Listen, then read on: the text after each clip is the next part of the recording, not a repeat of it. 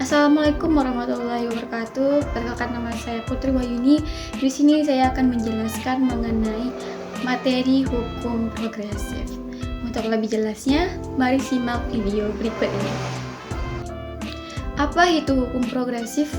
Menurut Sajipto Raharjo, hukum progresif ini merupakan suatu institusi yang bertujuan mengantarkan manusia kepada kehidupan adil, sejahtera, dan membuat manusia bahagia. Adapun hal yang melatar belakangi hukum progresif, yang pertama, kerisauan terhadap proses penegakan hukum yang cenderung carut-marut. Kedua, reformasi hukum gagal disebabkan paradigma yang melandasinya tidak berubah, yakni paradigma positivisme. Cara berhukum yang memahami hukum sebagai skema yang final dan otonom. Keempat, pendidikan hukum yang serba mengajarkan hukum dengan rasionalitas tekstual, yang dalam artian bagaimana cara kita mengoperasikan hukum secara profesional. Baik, berikutnya mengenai apa itu sih positivisme hukum.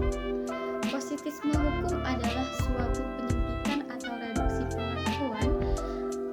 Reduksi ini sudah terkandung dalam istilah positif yang berdasarkan fakta objektif. Positivisme hukum adalah hendak menjadikan hukum sepenuhnya otonom dan menyusun sebuah ilmu pengetahuan yang lengkap dan didasarkan atas semua sistem normatif yang berlaku di dalam masyarakat pada umumnya. Adapun hal atau karakteristik pada positivisme hukum, yaitu terdapat 4. Yang pertama, objektivisme, determinisme, reduksionisme, dan mekanistik. Yang pertama, saya akan menjelaskan mengenai objektivisme. Objektivisme adalah paham yang meyakini kebenaran itu bersifat objektif, tidak tergantung kepada pengamat dan cara mengamatinya. Yang kedua, mengenai determinisme. Determinisme adalah paham yang berdasarkan pada ilmu, harus memiliki sifat kepastian matematis. Yang ketiga, reduksionisme.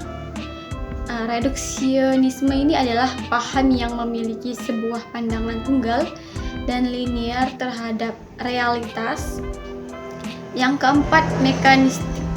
Mekanistik adalah paham yang mengatakan bahwa realitas dapat dipahami dan menganalisa dan memecahnya, lalu dijelaskan dengan pengukuran kuantitatif.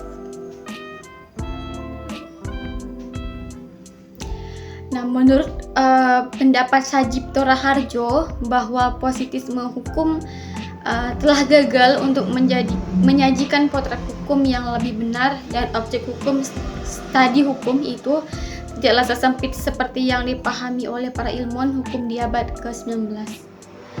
Dasar konseptual hukum progresif sebagai institusi yang dinamis, hukum sebagai ajaran kemanusiaan dan keadilan, hukum sebagai aspek peraturan, dan perilaku hukum sebagai ajaran pembebasan.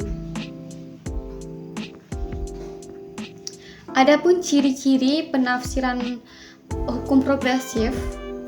Yang pertama, penafsiran dengan tujuan kemanusiaan agar hukum dapat bermakna bagi kesejahteraan manusia. Yang kedua, penafsiran progresif, yang artian tidak selalu bertumpu pada logika saja, terkadang juga harus meninggalkan rutinitas logika.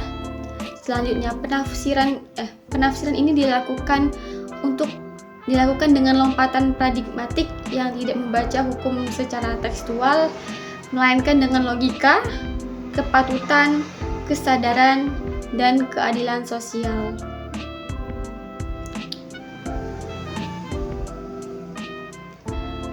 Penafsiran progresif tidak hanya mengedepankan peraturan atau rule saja, tetapi juga perilaku, behavior.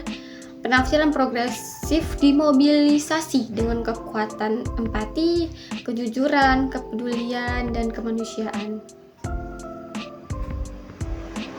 Baik, cukup itu saja materi dari saya mengenai hukum progresif. Semoga bisa bermanfaat untuk kita semua. Saya akhiri. Wassalamualaikum warahmatullahi wabarakatuh.